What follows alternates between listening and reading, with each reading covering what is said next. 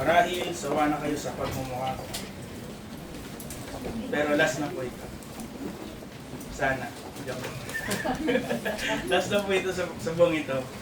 Ibang mukha na makikita nyo next week.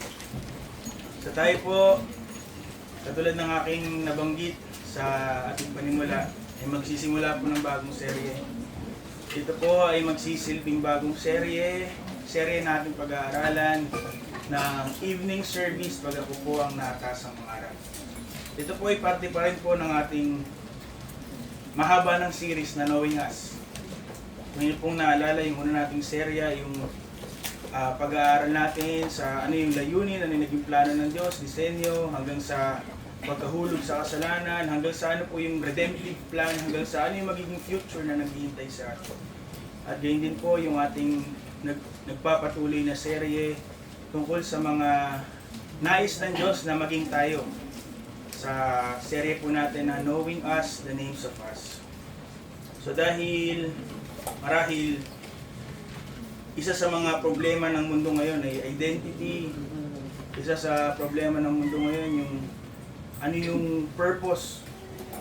So God had impressed to my heart na magpatuloy po tayong sumaliksik sa kanya pong salita upang malaman at maunawaan kung sino po dapat tayo.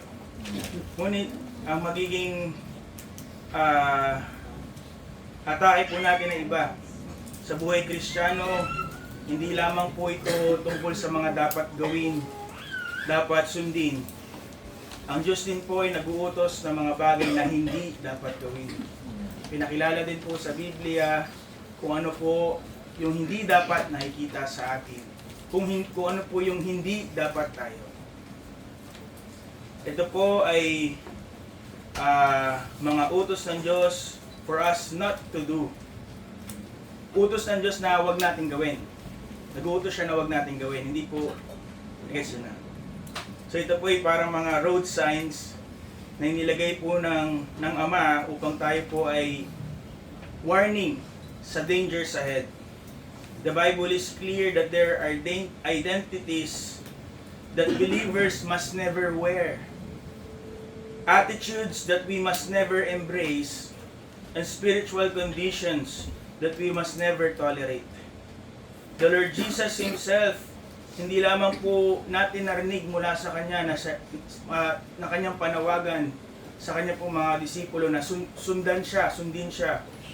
He did not only say, follow me sa Kanyang mga disciples at sa atin. He also said, beware, mag-ingat. Si Apostol Pablo din po sa kanyang mga liham, hindi lamang niya po ipinroklama ang mga bagay na tayo kay Kristo, who we are in Christ. He also warned us who we must never drift into becoming. Kung ano po yung hindi dapat tayo maging. Ang serye po natin ngayon ay ating tatawagin, The Nose of Us. The Nose of Us. Ito po ay mga pagbabawal ng Diyos bilang safeguard for our souls. Sa seryeng ito, Lord willing, we will confront hypocrisy, expose pride, we will call out worldliness, we will denounce spiritual deadness, and we will be warned against false religion. Ito po ay hindi para pahirapan ng mga mananampalataya, but to call us to real and humble authentic holiness before God. Because we cannot truly know who we are in Christ until we honestly face who we must never be. Hindi natin maunawaan ng buo kung sino tayo kay Kristo kung hindi natin haharapin ang mga bagay na hindi dapat maging tayo. So sa gabing ito, ang ating pong pag-aaralan, the warning of Christ about the scribes and Pharisees. Hypocrisy.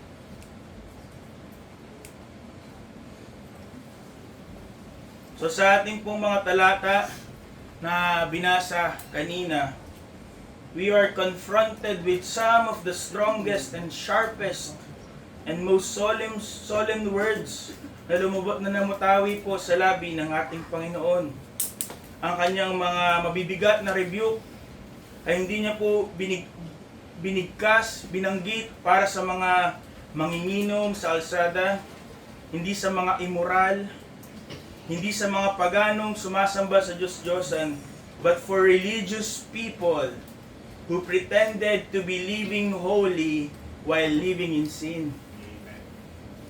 8 beses kung inyo pong napansin sa Matthew 23 at sa mga talata na ating pong binasa, na sinabi po ng Panginoon, sa aba ninyo, scribes and Pharisees, mga hipokrito. Sinabi rin po ng Panginoon in Luke 21 verse 1, isang warning to His disciples at gayon din sa atin, to beware of the leaven of the Pharisees, to the leaven of the Pharisees, which is hypocrisy. Levadura ng mga Pariseo, which is pagiging hipokrito o pagpapakunwari. The Lord Jesus did not whisper this. Kanya po itong pinagsigawan. He did not just suggest caution, but He commanded, beware. Ang pagpapakunwari po ay hindi kahinaan, hindi pagiging mahina, sapagkat ang taong mahina pagka po'y nagkasala, will repent. Ang mapagpakunwari, magkakasala, at magtatago, magsisinungaling, will act as if hindi nagkasala.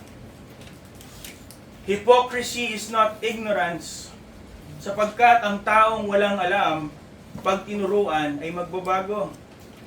But hypocrites, sila po ay nakakaalam ng totoo, but choose to be performers ng pinipiling maging mga artista, mapagpakunwari, to perform righteousness rather than pursue holiness. Sabi po ni Thomas Brooks, ang description niya po about hypocrisy. The hypocrite deceive others for a while and himself forever. Ang mga mapagpakunwari, dinadaya ang kanilang ang marami, ang iba panandalian, ngunit dinadaya ang kanilang sarili habang buhay.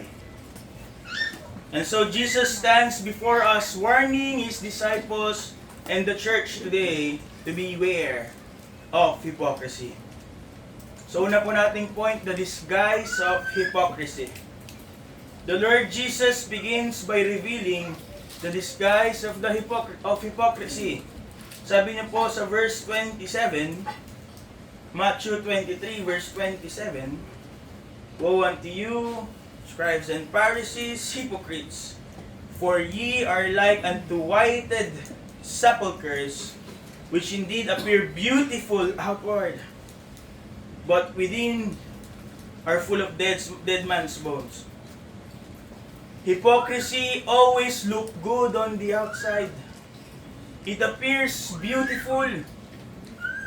Ito po ay hindi lang basta religion, but a polished religion. Ito ay nagmumukhang refined spirituality. Ngunit ang katotohanan po, ito ay panglabas na anyo lamang. Only outward decency.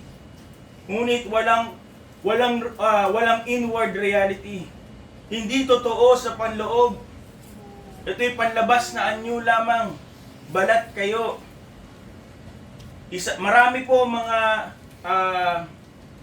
Maraming mga pangangaral ang Panginoon laban sa mga Pariseo. Kung ating matatandaan sa Matthew 6, ito po ay kanya pong pangangaral against the spiritual leaders, kung paano yung buhay na ipinamumuhay ng mga spiritual leaders in comparison sa mga citizens of the kingdom of heaven. Ang mga Pariseo po, sila po yung nananalangin, but Jesus said they prayed to be seen. May kita po yan in Matthew 6 verse 5. Sila rin po ay nagbibigay, nagkakaloob, sabi sa Matthew 6:2, sabi po ng Panginoon, they gave to be applauded, para purihin ng tao. Sila po ay nag-aayuno, but they only did so, sabi po ng Panginoong Jesus in Matthew 6:16, to be admired. para sabihin ng mga tao na nasa paligid nila, napakabanal niya. Sumusunod yan sa Panginoon.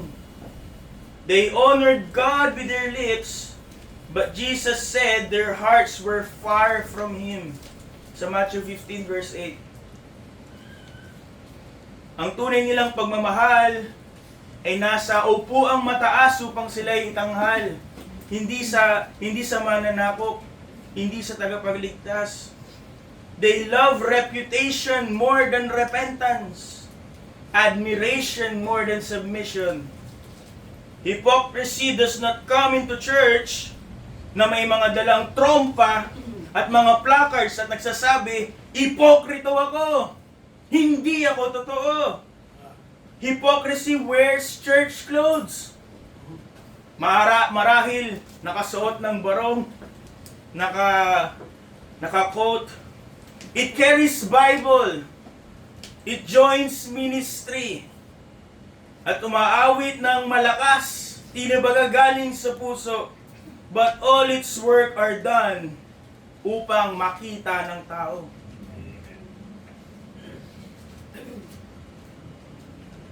Ang lahat ng kanilang ginagawa ay hindi para sa ikapupuri at kaluluwalhati ng Diyos. Ito'y para sa applause ng tao.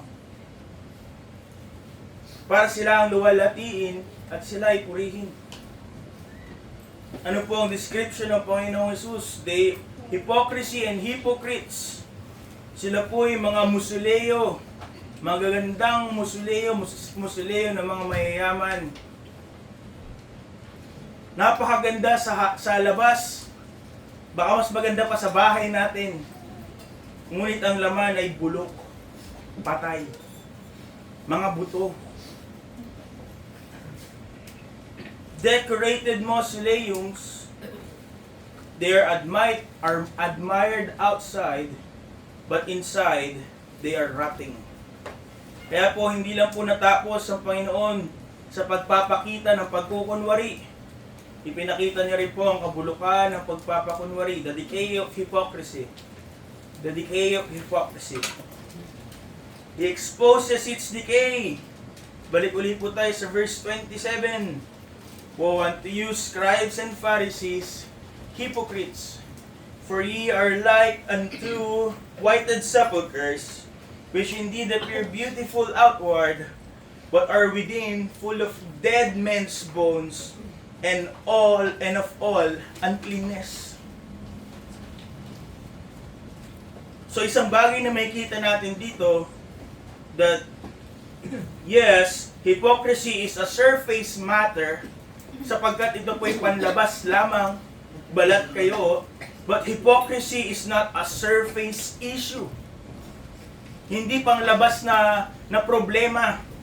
It is a heart disease. Hindi po ito problema sa balat, kundi problema ng kaluluwa.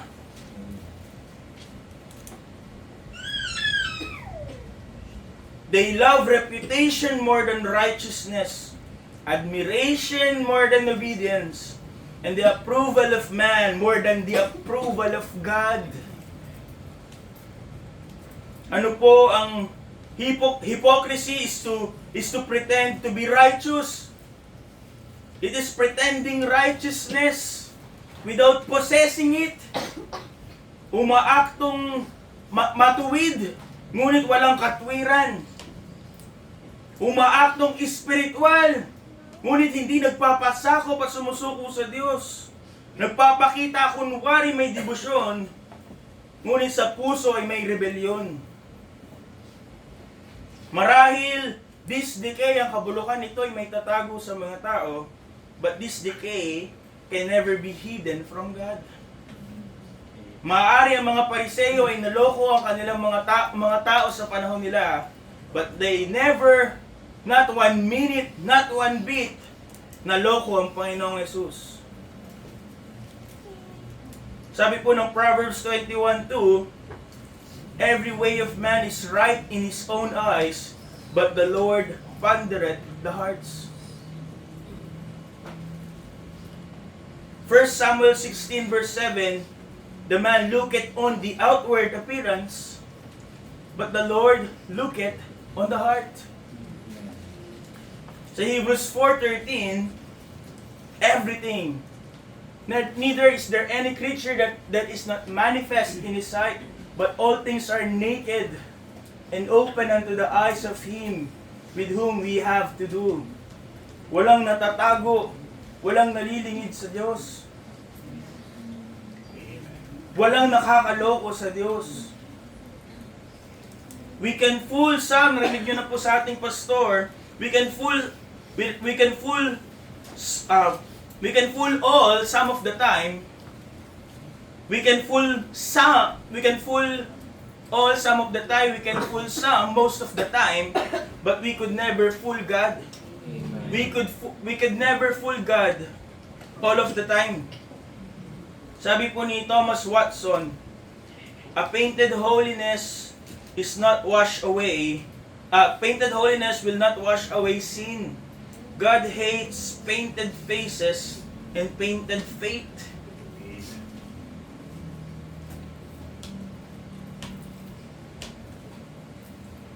May kita natin why God hates this later.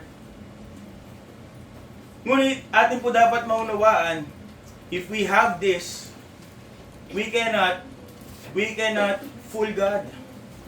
Hindi natin maloloko ang Diyos sa ating mga paglilingkod. Ngunit ang puso natin wala dito. Sa ating mga pagbibigay, ngunit iba ang motibo. We can never fool God. Maaring maloko natin ang ating mga kapatiran, ang ating pastor, maloko ang ating sarili. But we can never fool God. Hypocrisy, mga kapatid, is a silent killer. Para itong cancer na, di ba usually nakikita lang pagka end stage na. It is a silent killer. A disease without outward symptoms until it's too late.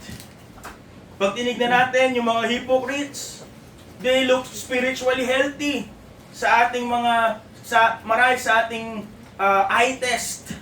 But that is working inside. So notice the next point, the danger of hypocrisy. The danger of hypocrisy.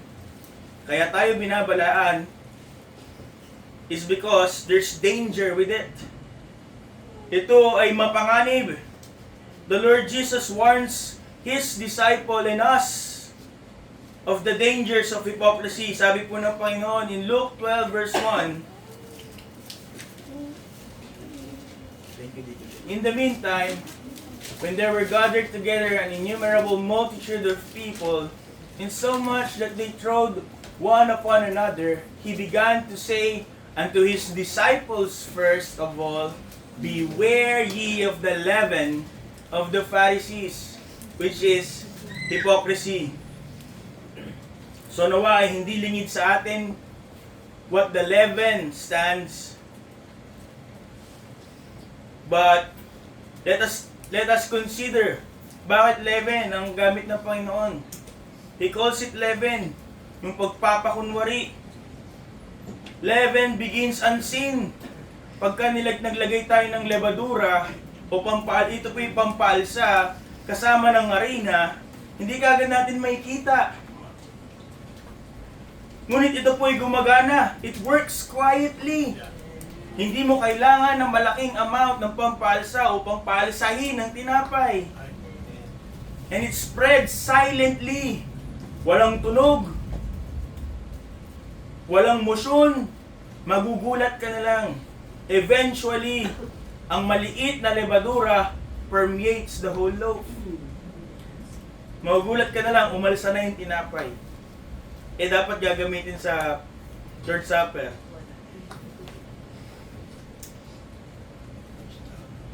It does not stay small. Hindi kailangan ng malaking amount of leaven to affect the whole.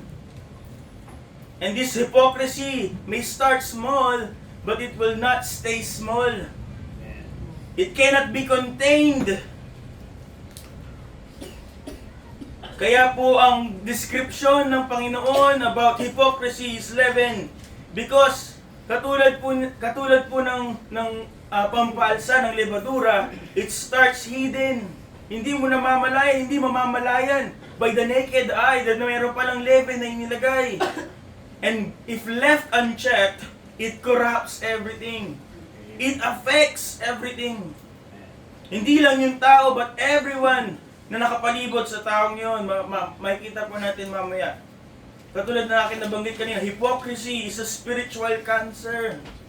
It is a soul-rotting poison. It is internally corrosive and eternally deadly. Ngunit sa labas, parang okay lang. Parang tapat naman. So why is hypocrisy dangerous? Because hypocrisy destroys the churches. Hypocrisy destroys the church. Kapag ang hypocrisy po, pagpapakunwari, pumasok sa iglesia, mawawala yung sinseridad. Instead of confession, magtatakipan ang mga tao. Instead of pagpapatawad, paghihingi ng tawad, people will learn to perform, magpapanggap. And instead of holiness, people will learn to pretend.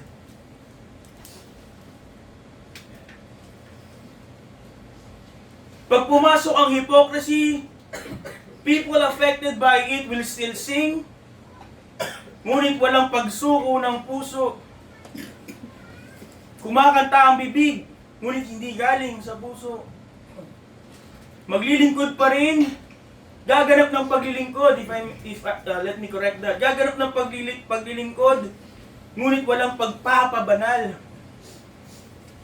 Sasama pa rin sa pagtitipon, daig pa, hindi ba? Ngunit wala pong pagiging makadiyos. There's no godliness.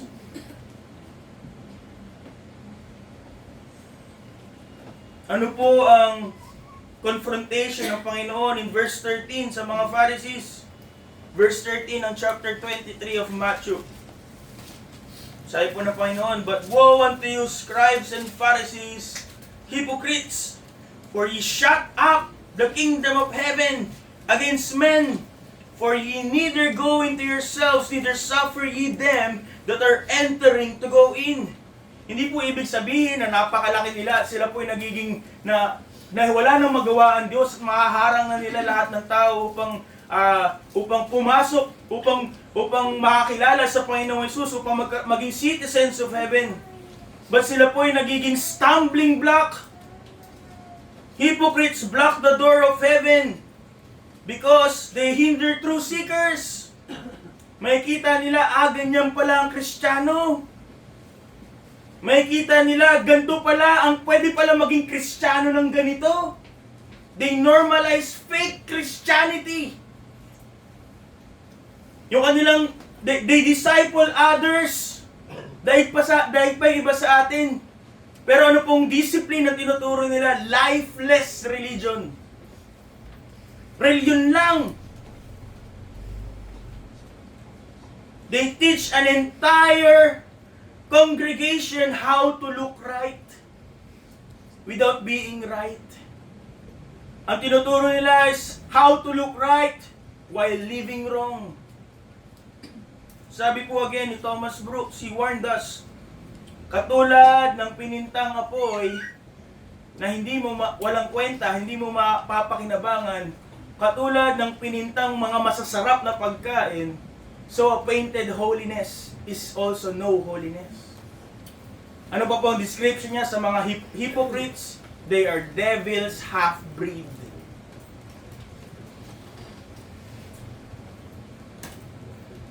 Hindi lamang po hypocrisy destroys the church, hypocrisy destroys testimony.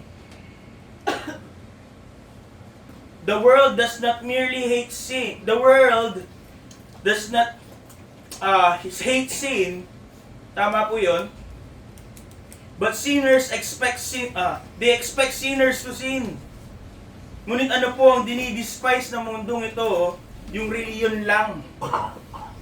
Diba? Yun po laging nagiging problema. Laging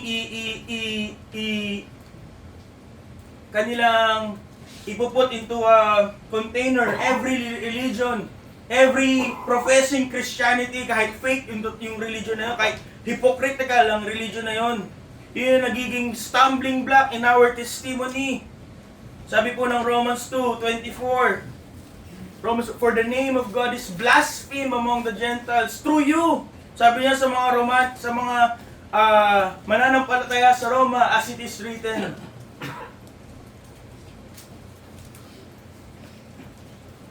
How many unbelievers have turned away from Christ? Hindi dahil kay Kristo, kundi dahil sa mga nagpapakilalang Kristiyano. Makikita nila mga Kristiyano umaawit sa simbahan paglinggo, ngunit nagsisinungaling. Mga pastor na nangangaral ng pamumuhay na matuwid, ngunit merong secret sin. Members who lifted their hands in worship, but lifted their hearts to idols during the week. Iba ang Panginoon sa ibang araw. Kapag may hypocrisy in church, the gospel, hypocrisy. If there's hypocrisy in our church, it makes the gospel unbelievable. Sasabihin mo si Kristo nagliligtas ng kaluluwa, ngunit sa buhay na ipinapakita mo parang hindi ka niligtas, hindi ka binago. It turns the church into a stage. Mga artista lang ang pumupunta. Ang mga pag-arte lang ang ginagawa tuwing linggo, tuwing may church services. It makes Christianity look like a costume party instead na mga converted na tao. Sabi po ni John MacArthur, the world is not stumbling over the gospel. It is stumbling over Christians who do not live the gospel they claim to believe.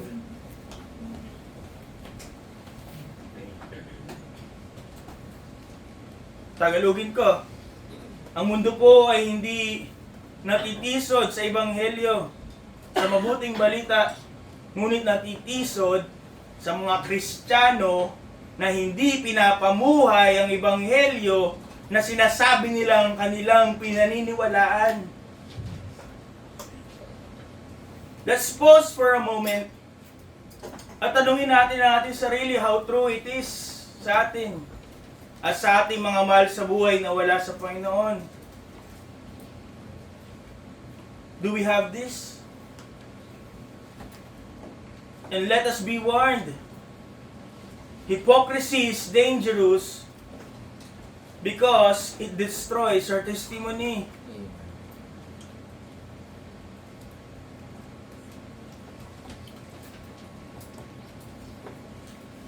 Hindi nila tatanggapin si Kristo dahil sa ating mga Kristiyano, nagpapakilalang Kristiyano.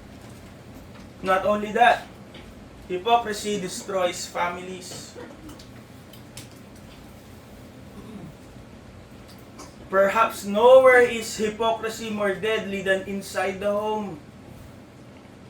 Ang mga anak ay titingin sa ginagawa, pamumuhay ng magulang, more than they will listen to what they say.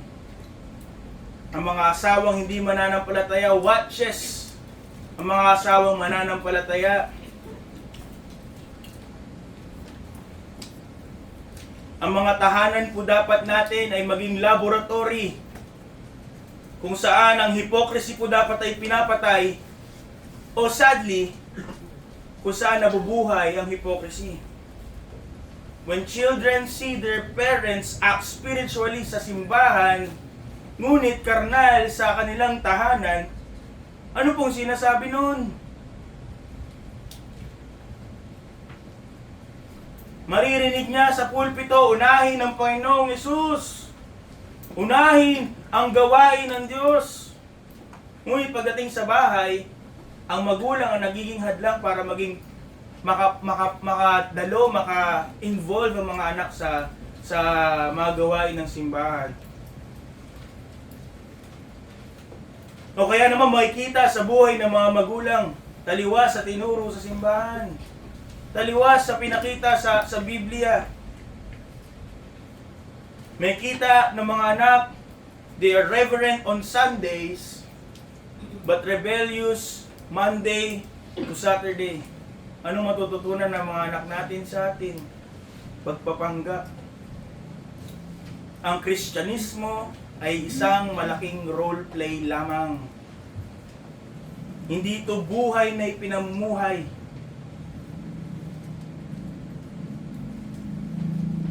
May kita mga ama na nanalangin pagka church services, but there's no purity in private. Nagmumura.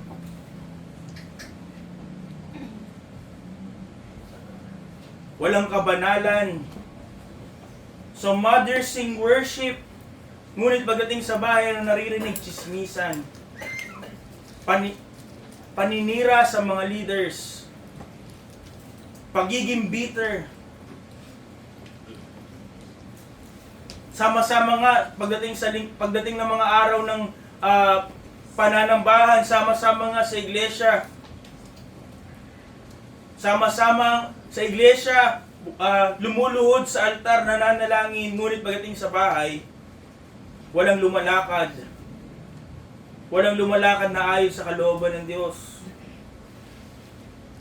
Ano maririnig na usapan? Murahan, bastos, paninira, chismisan.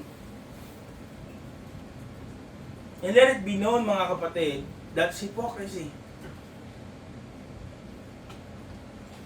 And hypocrisy destroys families. Again, let's pause to think, ilan sa mga mahal natin sa buhay at tumalikod, na baka ang dahilan ay tayo. Sapagkat tayo mga hipokrito. Sabi po ni Richard Baxter, you undo with your life what you build with your lips. And your children learn to despise you and your religion. Hindi sapat na nangangaral ka bilang magulang sa iyong mga anak. It has to be seen in our lives, in our conviction, sa ating paninindigan. At kung hindi po yung nakikita, ang mga anak natin will despise both us and our religion. Kasi religion lang yung pinapakita eh.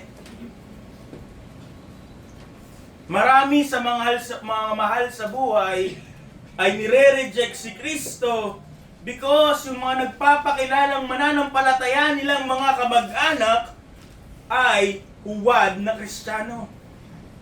Hipokrito. But worst of all, mga kapatid, hypocrisy destroys the soul.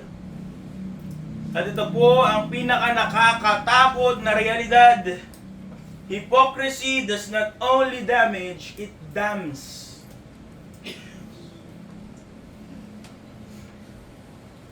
Hindi lang niloloko ang mga taong nasa paligid, higit na niloloko ng mga mapagpakunwari ay kanilang sarili. Sabi ng Panginoong Hesus in Matthew 23 verse 33, ano po yung description niya sa mga scribes and Pharisees? Ye serpents, ye generation of vipers, how can ye escape the damnation of hell? Marahil sa isip nila, enough yung show of religion, yung show of holiness, kahit hungkag sa loob, mali ang mga motibo, enough for them to enter the kingdom of heaven. Ngunit sinabi ng Panginoong Hesus, you cannot escape the damnation of hell. Let us be warned, mga kapatid, religious hypocrisy ay hindi po just an inconvenience. It is not something, again, that we struggle with. Ito po is a one-way ticket to hell, wrapped in church clothing. Sabi po ng Panginoon sa Matthew 7 verses 21 to 23. Request ko po kayo po magbasa. Reading starts now. Not everyone that saith unto me, Lord, Lord, shall enter into the kingdom of heaven, but he that doeth the will of my Father which is in heaven. Many will say to me in that day, Lord, Lord, have we not prophesied in thy name, and in thy name have cast out devils, and in thy name done many wonderful works? And then will I profess unto them, I never knew you. Depart from me, ye that work iniquity. Isa sa mga pinaka-nakakatakot na parte ng Biblia. Ngunit hindi ito nakatuon sa mga taong direkta nagsasabing hindi naniniwala sa Diyos. Ngunit sa mga taong nagsasabing kilala ang Diyos. They say, Lord, Lord. Hindi ba preacher ako ng church na to? Hindi ba ako parte ng ministeryo ng church mo? Hindi ba ako naglingkod sa'yo? And Jesus declares, I never knew you. Hindi ko kayo nakikilala kahit kailan. Hindi niya po sinabi, kilala ko kayo dati, ngayon hindi na kita kilala. Hindi niya po sinabi, FO na tayo. Nag-end na yung ating pagkakakilanlan. Ang sinabi ng Panginoon, I never knew you from the start.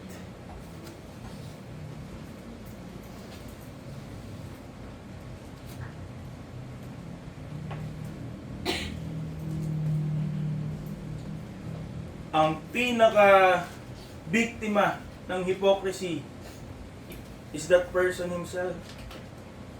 He thought it was enough. His religious performance was enough para kilalanin ni Kristo. Dahil pa nila yung iba sa atin. They prophesied, nagpaalis ng mga demonyo, at sa pangalan ng Panginoon have done wonderful works. But all of that ay balat kayo. Panlabas lamang. It will not be enough upang tayo pumasok sa langit. Not be enough upang tayo maligtas sa hatol ng Diyos. Well, in fact, sa katotohanan,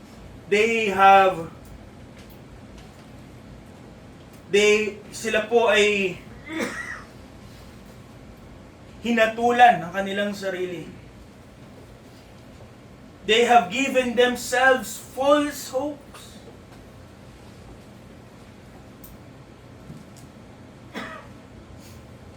Naniniwala tayo sa kasabihan that there is always room for improvement. Ngunit totoo lamang po yun kung tatanggapin ng tao that there is room for improvement. Ganun din po. Hihingi lang ng tawad, lalapit lang kay Kristo. Kung kikilalanin ng tao, siya'y makasalanan. Ngunit kung ang taong ito ay nagpapanggap, niloloko ang kanyang sarili, siya ang may dahilan mismo ng kanyang damnation, ng kanyang pagkapahamak. Sinabi ng Panginoon, I never knew you. O sige, magkakilanlan tayo. Ganun ba? Ano ba sabi ng Panginoon? Depart from me. The Lord never knew them from the start. Anong ibig sabihin po nun? They have always been fake. Hindi totoo yung kanilang pananampalataya. They have always been performing. They have always been acting. At mapupuno po ang impyerno ng mga taong gayon. Mga tao na umupo sa iglesia, nakarinig ng mga preaching, nagpa-member pa, kasapi ng mga ministries ng iglesia, busy para sa Panginoon, pero Christ had never known them from the start. Because all they know is religion, church culture, ngunit hindi tunay ang pagkakakilala kay Kristo. Sabi po ni Jonathan Edwards, the hypocrite flatters himself in his own eyes until his iniquity is found to be hateful. Yung kanyang panloloko, sagad hanggang pati ang kanyang sarili, kanyang niloloko, at titigil lang yung kanyang panloloko pag huli na. When he stands before God in judgment. Ang mga hipokrito will not be bothered by hypocrisy until the judgment day. They were convinced na kilala sila ni Kristo. But Christ had declared He never knew them from the very beginning. They will never come out of pretense until it's very late, until it's too late. Again, hypocrisy is dangerous, but it's not simply dangerous. It is eternally deadly. Kung relihiyon lamang ang iyong pinangahawakan, baptist lang ang iyong pinangahawakan, at wala tayong personal na relasyon kay Kristo, hindi ka dadalhin yan sa langit. Dadalhin mo yung baptist na pangalan sa impyerno. Member ng GGBCP, baptist sa impyerno.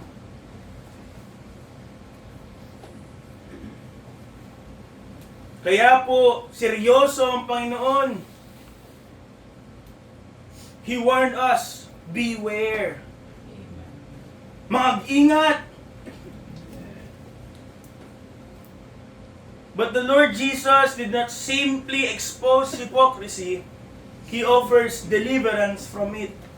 The deliverance from hypocrisy. Atin po ito makikita sa verse 26 ng chapter 23. Thou blind Pharisee, cleanse first that which is within the cup and the platter, that the outside of them may be clean also. Hindi yung panlabas. There must be a cleansing of heart. Hindi po sinasabi ng Panginoon, kulang yung kinang ng yung maskara. Pakintabin mo pa. Hindi niya sinasabing, pagandahin mo pa yung mausoleo. Ngunit tayo po'y tinatawag, ang panawagan ng Panginoon sa mga Pariseo is to let God cleanse the inside. Clean the inside.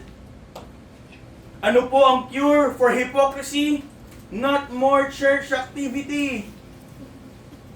The cure is not singing louder. Not raising your hands higher. Hindi higit pang paglilingkod. Hindi higit pang panalangin. The cure is not becoming a better actor in your church life. The cure is not to pretend more, to convince more. The cure is real repentance. Pagkilala ng pagpapanggap. Honest confession. True surrender. And through that, genuine cleansing sa pamamagitan ni Kristo. Ang Panginoon po is not impressed of how holy we look outward. Kung ang ating loob, ang ating puso, ang ating tunay na tayo ay hungkag, walang laman. He is not deceived. Ang Panginoon po is not deceived by religious motions when the heart refuses submission. Ano po ang ninanais ng Panginoon? Sabi sa Psalm 51 verse 6, sabi po ng salmista, God, behold thou, ang Diyos, desirest the truth in the inward parts, and in the hidden part thou shalt make me to know wisdom.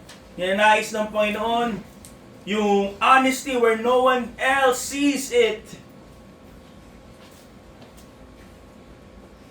Ano po ang gamot sa hypocrisy is to cry like the psalmist in verse 10 ng 51, to ask God to create in us a clean heart and renew our spirit within us.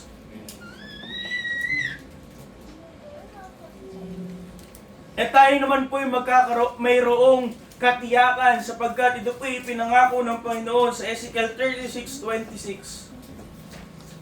A new heart also will I give you, and a new spirit will I put within you. And I will take away the stony heart out of your flesh, and I will give you an heart of flesh. It is only possible to save us from hypocrisy because, sabi po sa 1 John 1:7, 1 John 1:7, the blood of Christ, His Son, Jesus Christ, His Son, cleanseth us from all sins. Hindi na magpapakunwari, but we can walk in the light as He is in the light. Hindi na magpapanggap ng fellowship with God and fellowship with one another sa pamamagitan ng what made it possible? The blood of Christ. The Son of God that cleanseth us from all sin. Ang reliyon po ay parang plaster sa mga nagbibitak na parte ng isang building. O kaya naman yung mga wallpaper. Mukhang maganda, pero bitak pa rin. But in Christ, If we are in Christ, He will rebuild our hearts. Kung reliyon lang, ito po ay balat kayo. Walang tunay na epekto, walang tunay na pagbabago. But in Christ, He can rebuild the heart. Ang reliyon po will only decorate, but Christ will deliver. Ang reliyon po ay para lang pagtatago, but Christ heals. Religion will only help you hide, but true healing comes from Christ only. Ang Diyos po, again, is not moved by our position sa church. He is not moved by our ministry titles. Ni hindi sa oras ng ating ginugol sa serbisyo sa Kanya. Not with our polished appearance. Ano po hinahanap ng Diyos? He is seeking for truth in the inward parts. Amen. He is looking for a broken and contrite heart. Amen. Hindi katulad ng mga Pariseo. Lahat tungkol sa kanila. At ang kanilang reliyon ay palamuti lamang. Hindi talaga para sa Diyos ang kanilang mga ginagawa. But what is God looking for? A broken and contrite heart. And worship that is truly in spirit and in truth. Charles Spurgeon warned us, there is no sin that more surely kindles hell than pretending to love God while loving sin.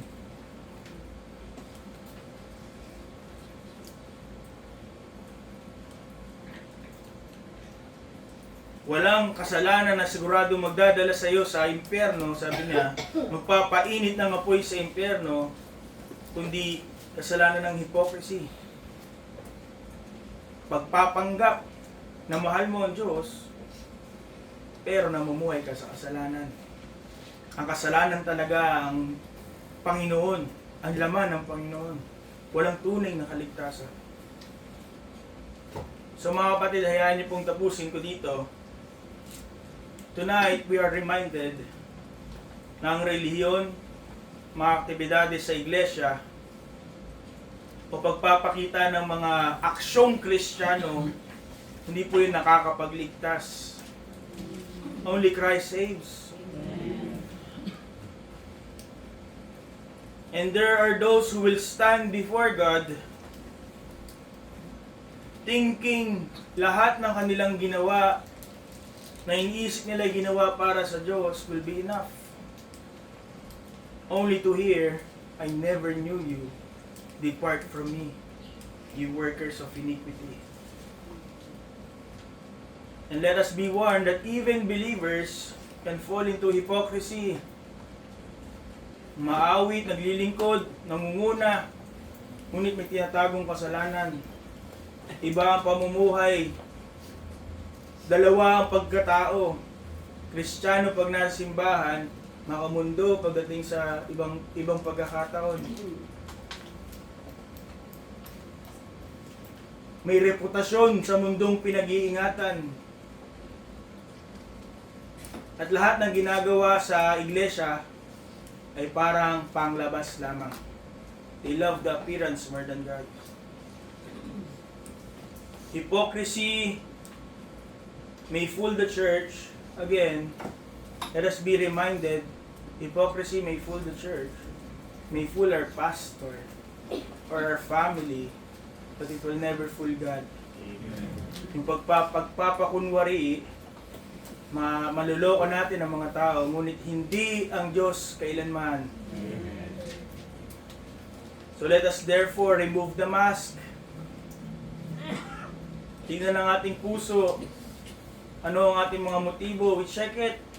Ask God to reveal it in us. Tayo ba'y mga aktor at actress lamang na nagsusuot ng maskara? And we let God confront our sins, our secret sins, our hidden motives, and let God cleanse our hearts from the inside out.